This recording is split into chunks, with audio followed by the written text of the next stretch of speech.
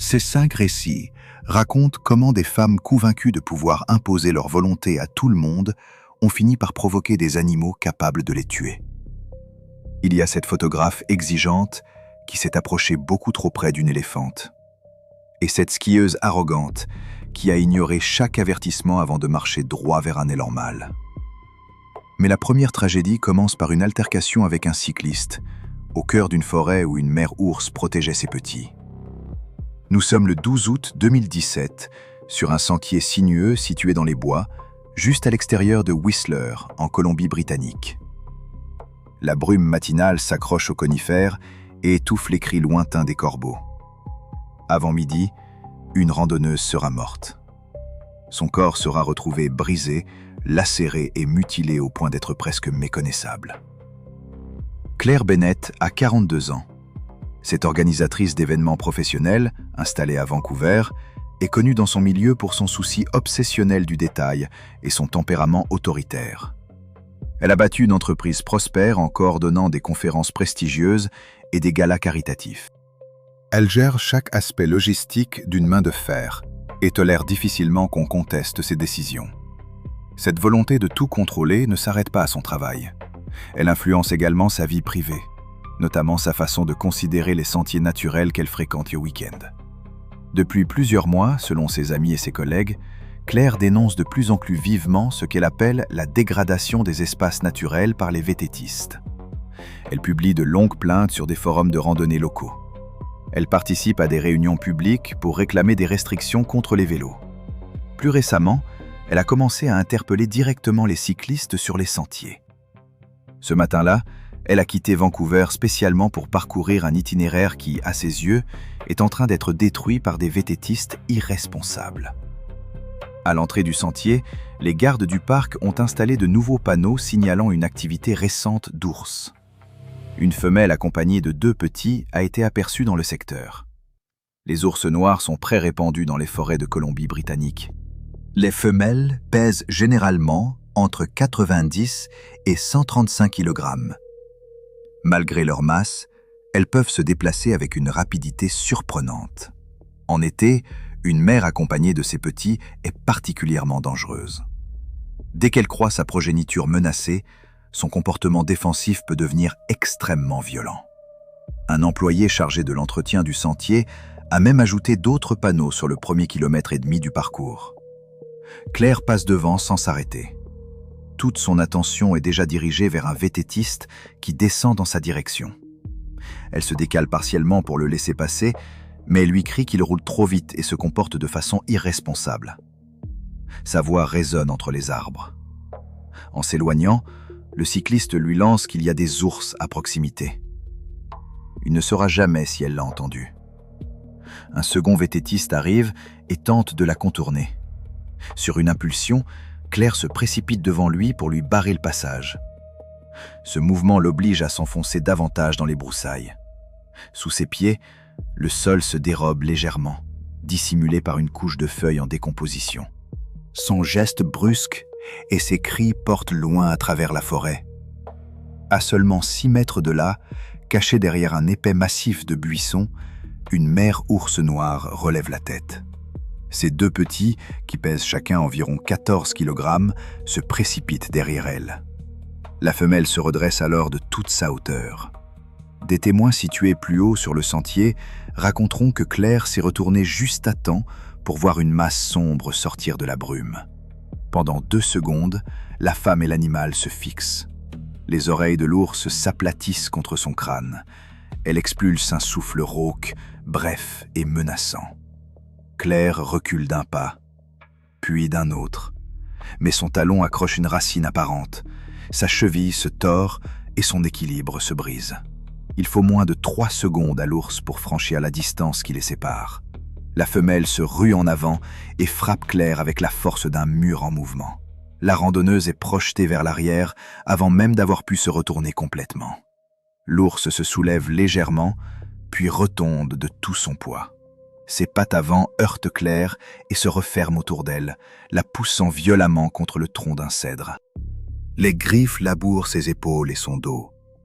Elle traverse les vêtements, ouvre la peau et maintiennent son corps plaqué à la verticale contre l'arbre. Le choc chasse brutalement l'air de ses poumons. Claire ne parvient à produire qu'un halètement cassé. Alors qu'elle reste coincée contre le tronc, l'ours abaisse la tête et referme ses mâchoires sur le haut de son épaule, près du cou. Elle secoue une seule fois. Ce geste ne semble pas destiné à se nourrir, mais à neutraliser une menace. Sous la pression, les os se brisent. L'animal relâche sa morsure, mais resserre ses pattes avant et pousse Claire vers le sol. Puis l'ours projette encore une fois toute sa masse en avant. Claire s'effondre face contre terre. Dans la chute, le bas de sa colonne vertébrale se tord selon un angle anormal. Des spasmes involontaires parcourent ses jambes. L'ours reste au-dessus d'elle. Ses pattes avant sont posées sur son dos et son poids suffit à l'immobiliser complètement. Elle frappe à plusieurs reprises par mouvements courts et violents. Ses griffes déchirent, tandis que sa poitrine et ses membres écrasent davantage qu'ils ne mordent. À chaque coup, le corps de Claire s'enfonce dans la terre et les aiguilles de pin. Une dernière morsure atteint la base du crâne. Elle est brève, mais décisive. L'ours maintient ensuite une pression continue avec ses pattes avant. Le sang se répand dans la mousse et s'accumule dans les petites dépressions du sentier. La femelle reste ainsi juste assez longtemps pour s'assurer que la menace ne bouge plus. Puis elle recule, sans chercher à se nourrir. Elle rassemble ses petits et disparaît avec eux dans la forêt. 2 randonneurs ont observé l'attaque à distance. Ils sont restés figés derrière un arbre tombé, trop proche des oursons pour risquer d'intervenir. L'un appelle les services d'urgence, pendant que l'autre surveille la direction prise par la femelle. Les gardes du parc et les secours médicaux arrivent sur place. Ils découvrent le corps de Claire à environ 5 mètres du sentier, au milieu de terre retournée et de végétation brisée. Le rapport préliminaire du médecin légiste fait état de traumatismes massifs à la tête, au cou et au torse. Le crâne est fracturé. Une artère carotide a été sectionnée. Plusieurs côtes sont brisées et de profondes lacérations couvrent une grande partie du corps. Le lendemain, les agents chargés de la faune retrouvent la trace de l'ours.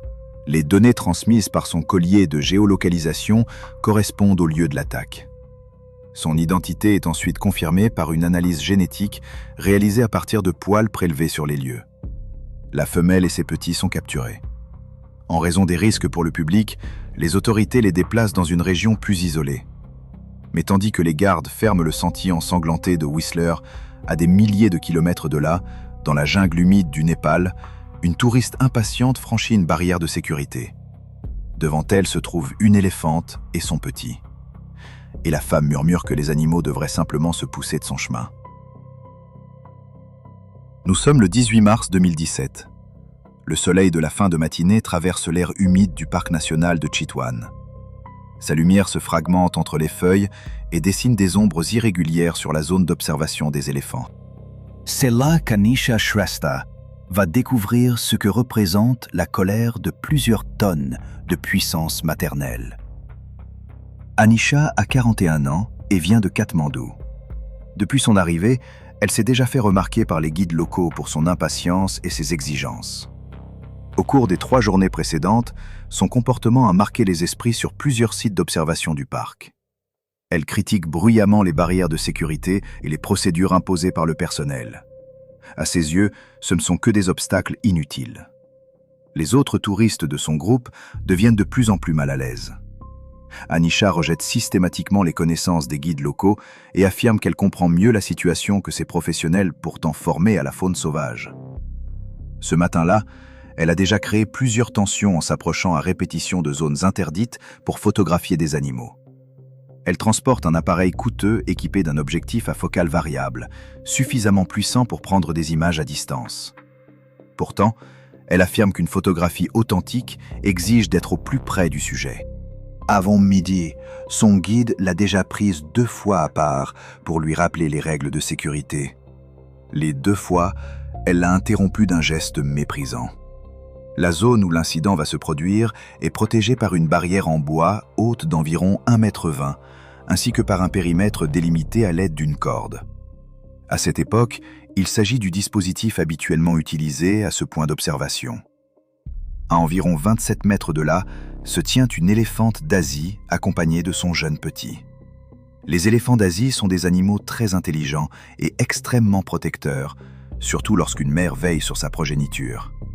Une femelle adulte pèse souvent entre 1800 et 4100 kg. Sa hauteur à l'épaule peut approcher 2,70 m.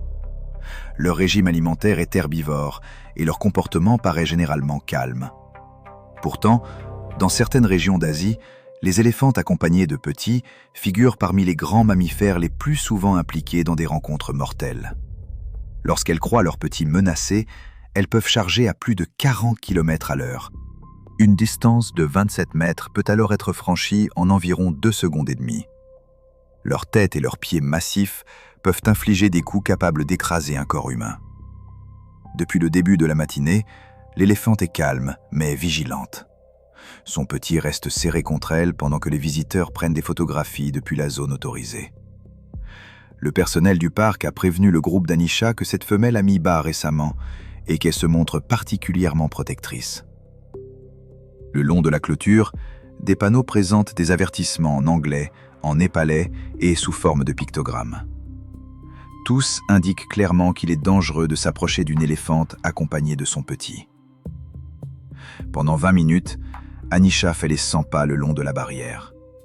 Elle se plaint assez fort pour être entendue de tous. Selon elle, les autres visiteurs se mettent devant son objectif et l'empêchent d'obtenir de meilleures images. À mesure que son agitation augmente, plusieurs touristes s'éloignent. Certains restent figés, partagés entre l'envie de la retenir et la peur d'attirer eux-mêmes l'attention de l'éléphante. Anisha désigne plusieurs fois la clôture.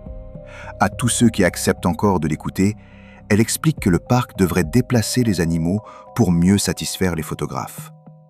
Un garde posté à proximité lui ordonne à 3 reprises de garder ses distances et de rester derrière la barrière. À chaque avertissement, sa réponse devient plus méprisante. Puis, sous les regards incrédules de plusieurs témoins, elle escalade la clôture en bois. Elle fait passer la sangle de son appareil autour de son épaule et cale l'objectif contre elle. Son propre poids rend ses mouvements maladroits, mais elle avance volontairement vers l'éléphante, apparemment convaincue que l'animal restera immobile et passif. Les oreilles de la femelle s'écartent immédiatement. Sa trompe descend et se balance rapidement. Pour les guides expérimentés, le message ne fait aucun doute. L'animal manifeste une menace imminente. Les témoins se mettent à crier. Certains agitent frénétiquement les bras. Le garde se précipite vers Anisha en lui hurlant de revenir derrière la clôture. Elle n'écoute personne. Elle fait encore 5 pas. L'éléphante charge avec une accélération explosive et franchit les 27 mètres en quelques secondes. Le premier choc projette Anisha à plusieurs mètres. Elle retombe lourdement dans la boue. Les témoins raconteront avoir entendu le bruit écœurant de la collision. La tête massive de l'éléphante frappe le torse de la femme. Presque aussitôt, un pied avant s'abat sur elle et la maintient au sol. Le piétinement est brutal. Chaque coup expulse l'air des poumons d'Anisha avec une force audible. Dès que le poids entier de l'animal s'abat sur elle, sa cage thoracique s'effondre. Ses côtes se brisent comme du bois sec. L'éléphante relève son pied et frappe de nouveau. Cette fois, elle atteint le haut du corps et écrase la poitrine. Sous cette pression gigantesque, des organes internes se rompent. Le sang commence à s'accumuler dans la terre sous la victime. La femelle frappe encore 2 fois.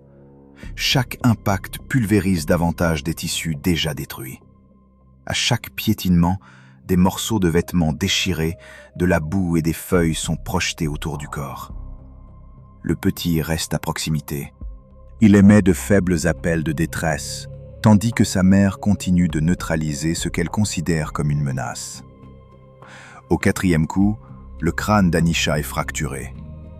Du sang s'écoule de ses oreilles et de sa bouche. Le garde appelle immédiatement des renforts par radio. Une équipe d'intervention vétérinaire équipée de fusils à fléchettes anesthésiantes arrive dans les 8 minutes qui suivent. Mais les produits tranquillisants ont besoin de plusieurs minutes pour agir. Les intervenants ne peuvent donc pas s'approcher immédiatement. Lorsqu'ils atteignent enfin Anisha, les responsables du parc procèdent à un premier examen sur place. Le constat mentionne des traumatismes massifs causés par des chocs violents à la tête et à la poitrine. Plusieurs côtes déplacées sont fracturées. L'hémorragie interne est catastrophique.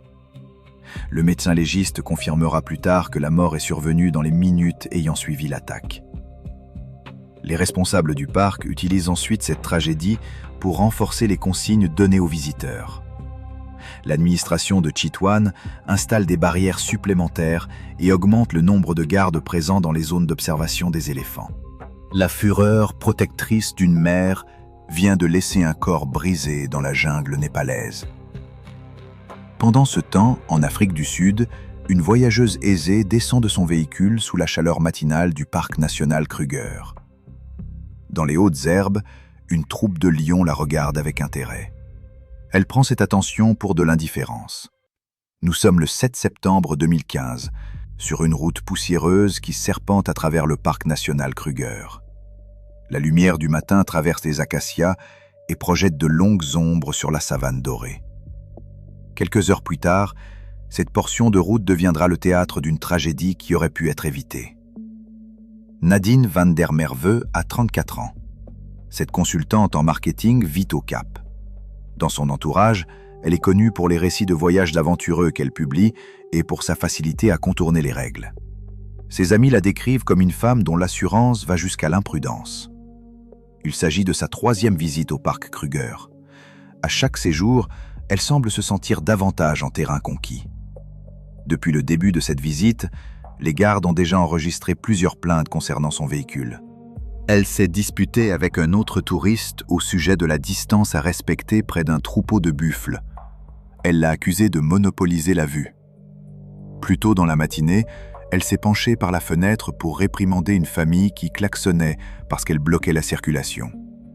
Elle leur a lancé que, s'ils avaient trop peur pour se trouver dans ce parc, ils n'auraient jamais dû venir. À chaque altercation, les témoins remarquent le même comportement. Nadine affirme connaître le parc mieux que les autres et traite tous les avertissements comme des réactions excessives. La route où elle s'arrête ce matin-là est connue pour ses fréquentes observations de lions. Les gardes signalent régulièrement ce secteur aux visiteurs. À l'intérieur d'un véhicule, même si la carrosserie n'est faite que d'une mince couche de métal, une personne est bien moins vulnérable que lorsqu'elle se tient à découvert. Un lion habitué aux humains, affamé ou simplement opportuniste, peut considérer cette vulnérabilité comme l'occasion de capturer une proie. Chez les lions mâles, le poids maximal couramment cité se situe entre 225 et 250 kg. Les femelles pèsent généralement entre 125 et 180 kg. Un lion n'attaque pas automatiquement un humain qui sort de sa voiture. Mais une fois debout sur le sol, cette silhouette peut ressembler à celle d'une proie. Ce matin-là, une troupe de 6 lions se repose à environ 12 mètres de la route. Les animaux restent visibles entre les touffes d'herbes sèches. Plusieurs véhicules se sont déjà arrêtés. Leurs occupants observent et photographient les félins sans quitter la sécurité de leur habitacle. Les lions semblent détendus. Ils sont habitués au défilé quotidien des voitures de touristes.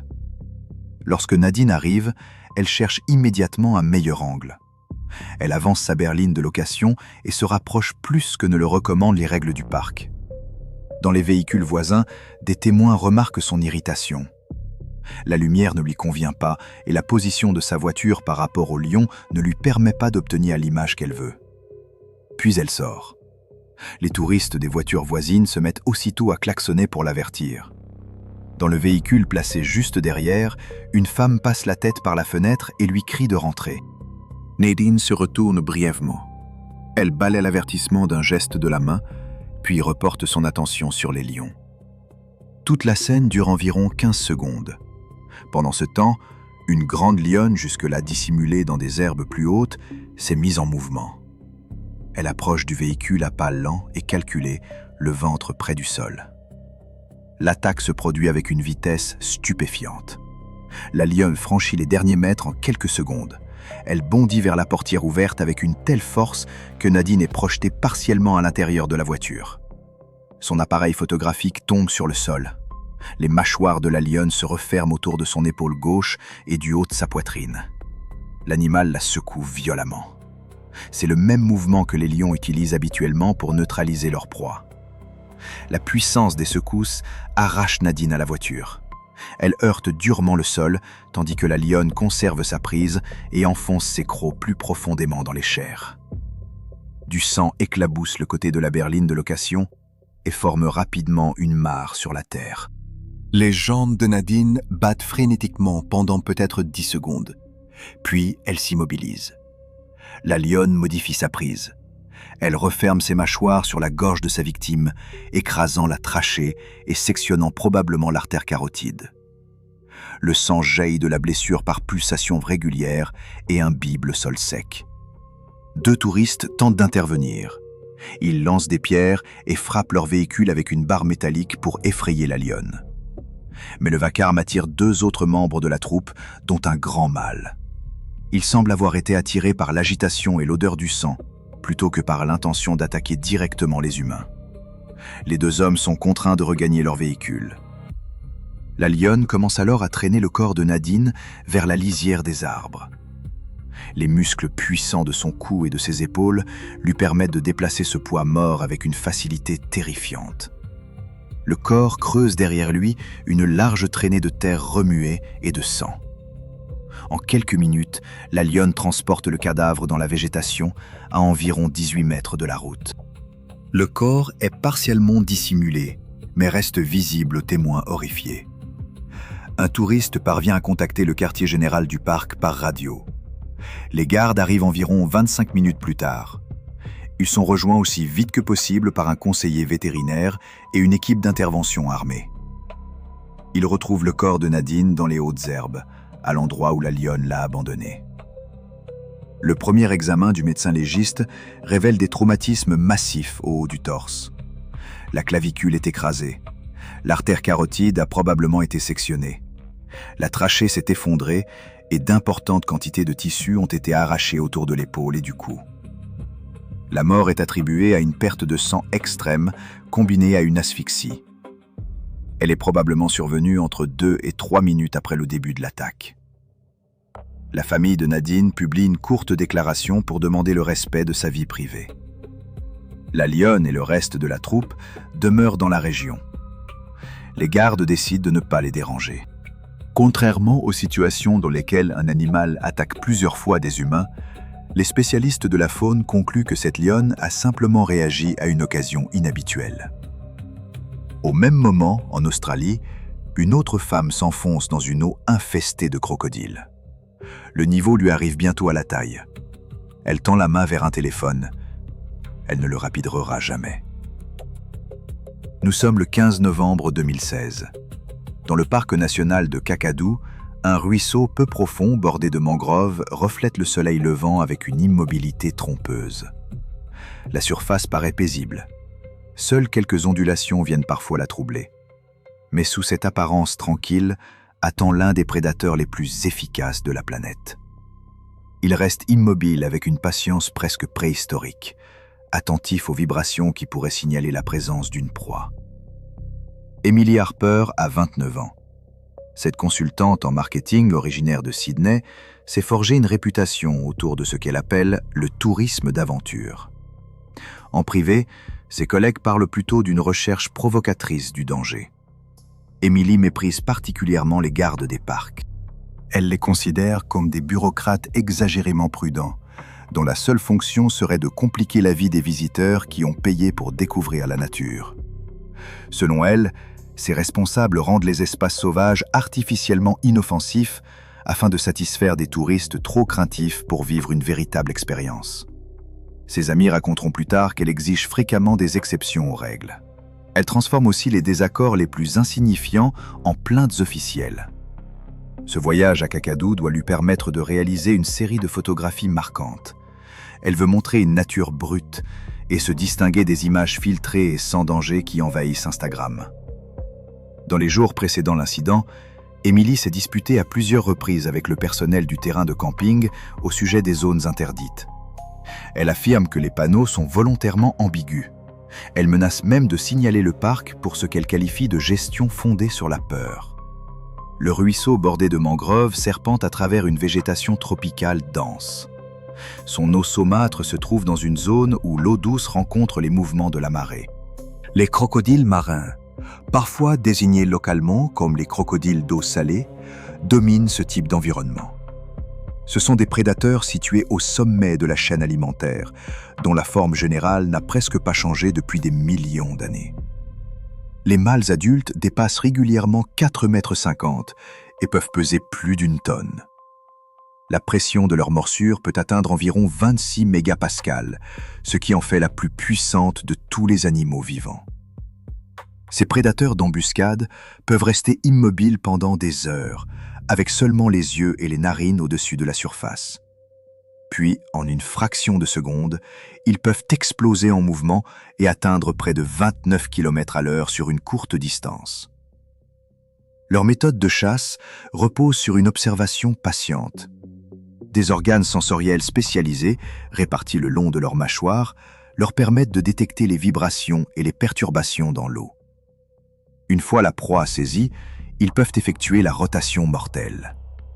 Le crocodile tourne alors violemment sur lui-même, noyant sa victime tout en arrachant les chairs. Lorsque le téléphone d'Emily tombe, plusieurs campeurs appartenant à son groupe la voient. Deux d'entre eux, un couple venu de Melbourne, lui conseillent de l'abandonner et de faire une déclaration auprès de son assurance. Emily ne les écoute pas. Malgré leurs protestations, elle entre dans l'eau peu profonde. L'eau est plus chaude qu'elle ne l'imaginait.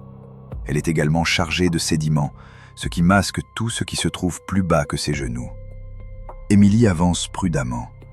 À chaque pas, elle cherche le fond boueux avec ses pieds. Elle s'enfonce encore. Bientôt, l'eau lui arrive à la taille. Ses doigts ne sont plus qu'à quelques centimètres de la protection étanche du téléphone lorsque l'eau autour d'elle semble se déplacer. Un crocodile marin de près de 3,70 m attendait, parfaitement immobile, dans une partie plus profonde du ruisseau. Soudain, il se propulse vers l'avant dans une explosion d'eau et de boue. Ses énormes mâchoires se referment autour de la cuisse gauche d'Emily. Les témoins compareront le bruit à celui d'une portière de voiture que l'on claque violemment. La morsure traverse profondément les muscles et atteint l'os. Les dents coniques du crocodile ne sont pas conçues pour trancher proprement. Elles servent à saisir et à empêcher la proie de s'échapper. Le cri d'Emily est brutalement interrompu. Le prédateur commence immédiatement sa rotation mortelle. Il tourne avec une puissance telle que le corps de la jeune femme est partiellement soulevé hors de l'eau avant d'être entraîné sous la surface. Le ruisseau, jusque-là paisible, explose dans un chaos violent. Entre deux rotations, les bras d'Emily réapparaissent pendant quelques secondes. Ses mains battent l'air et cherchent désespérément quelque chose à agripper. Les mouvements du crocodile sont méthodiques et brutaux. À chaque tour, sa prise se resserre tandis que sa victime perd tout repère. Depuis la rive, les témoins aperçoivent par instants le haut jaune vif d'Emily dans l'eau brune. Puis des nuages rouges commencent à se répandre à la surface. Selon les récits des personnes présentes, les mouvements violents se poursuivent pendant plusieurs secondes. Le crocodile change ensuite de méthode. Il cesse de tourner et commence à entraîner régulièrement Emily vers une partie plus profonde du ruisseau. Des bulles d'air remontent encore pendant une trentaine de secondes, puis elles disparaissent. Peu à peu, l'eau retrouve son calme. Il ne reste à la surface que quelques débris, une sandale flottante, de la végétation arrachée et une zone de plus en plus sombre dans l'eau. Le crocodile s'est retiré dans le chenal profond. Sa proie est désormais sous son contrôle. Le couple de Melbourne a appelé les secours dès les premières secondes de l'attaque. Les gardes du parc arrivent entre une demi-heure et 1 heure plus tard, depuis le poste de patrouille le plus proche. Cependant, pour des raisons de sécurité, les recherches ne peuvent pas commencer immédiatement. Le corps d'Emily est retrouvé 4 heures plus tard, à environ 210 mètres en aval. Il est partiellement immergé dans une cavité sous l'eau. L'examen préliminaire révèle un traumatisme extrême à la jambe gauche. À partir du milieu de la cuisse, les tissus ont entièrement disparu. De multiples lacérations correspondent à la forme conique des dents d'un crocodile. Les médecins constatent également des blessures par écrasement. La cause de la mort est définie comme une noyade associée à une perte de sang catastrophique et à un état de choc. Après l'incident, le parc national de Kakadu installe des panneaux d'avertissement supplémentaires. Des séances obligatoires consacrées aux règles de sécurité sont également mises en place pour tous les visiteurs. Les autorités retrouvent la trace du crocodile responsable, mais décident de ne pas le capturer. L'animal a manifesté un comportement prédateur naturel dans son propre habitat. Les responsables locaux insistent sur un point. Cette mort aurait pu être totalement évitée. Emily avait ignoré plusieurs avertissements explicites. Tandis que les autorités australiennes récupèrent son corps mutilé après la rotation mortelle du crocodile, à des milliers de kilomètres au nord, une skieuse traverse les paysages enneigés de la Laponie finlandaise. Elle tend bientôt la main vers un énorme élan mâle, comme si elle voulait le caresser. Pendant des jours, elle s'est moquée des avertissements concernant la faune sauvage. Les bois massifs de l'animal sont sur le point de lui répondre. Nous sommes le 4 novembre 2015. La nature sauvage de Laponie est recouverte de neige. Le soleil matinal projette de longues ombres sur les pistes damées de la station de Saariselkä, dans le nord de la Finlande. Quelques heures plus tard, la neige intacte près de la zone d'observation des élans sera rouge de sang. Elle sera aussi piétinée par des sabots dont le comportement sera passé en quelques secondes de la méfiance à une violence mortelle. Aino Koronen a 38 ans. Cette consultante en télécommunication vit à Helsinki. Dans son entourage, elle est connue pour sa manière agressive de skier et pour son attitude méprisante envers les conseils des autres. Ses proches disent qu'elle a grandi en pratiquant le ski sur les pentes plus douces du sud de la Finlande. Après quelques voyages dans les Alpes, elle a cependant développé une confiance démesurée dans ses propres capacités.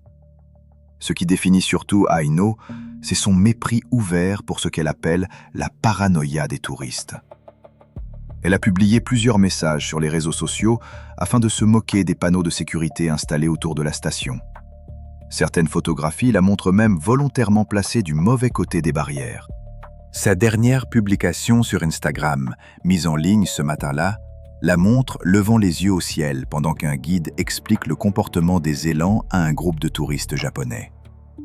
Au cours des jours précédents, le personnel de la station lui a déjà adressé plusieurs avertissements. Elle en a ri à chaque fois. La zone d'observation des élans se trouve à la limite du domaine skiable, là où les pistes entretenues rencontrent la forêt intacte. Ce jour-là, le personnel a temporairement fermé la plateforme. Malgré cela, Aino passe sous le ruban de sécurité et ignore les avertissements répétés d'un guide.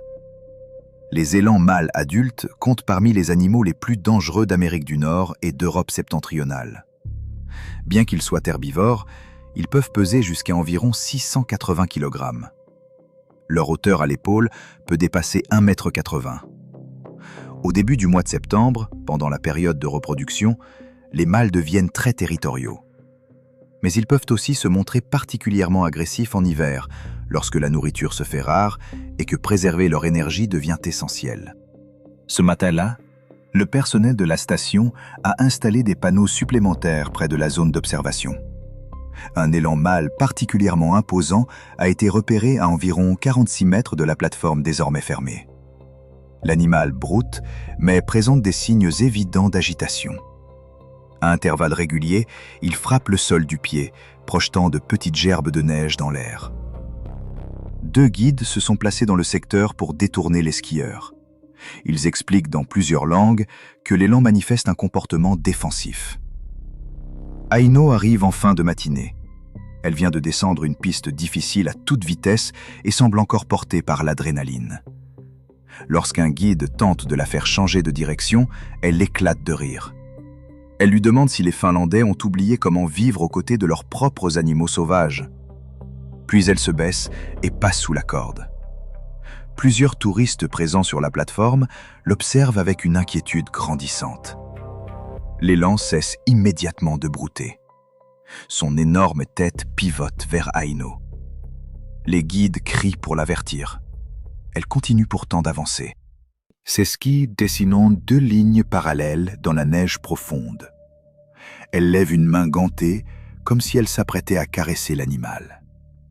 Elle lui parle d'une voix que les témoins décriront plus tard comme celle que l'on emploie avec un bébé. L'élan souffle bruyamment. Des nuages de vapeur sortent de ses naseaux. Ses oreilles s'aplatissent complètement contre son crâne. Il se met à gratter la neige avec une violence croissante. Ce sont des signes d'avertissement évidents. Même une personne ayant peu d'expérience avec les animaux sauvages pourrait comprendre le danger. Mais Aino ne les remarque pas ou refuse simplement d'en tenir compte. L'élan charge sans autre avertissement. Il franchit la distance avec une rapidité stupéfiante. Le premier impact soulève entièrement Aino du sol. Ses skis se détachent dans les airs lorsque plus de 630 kg de muscles et d'os percutent son torse.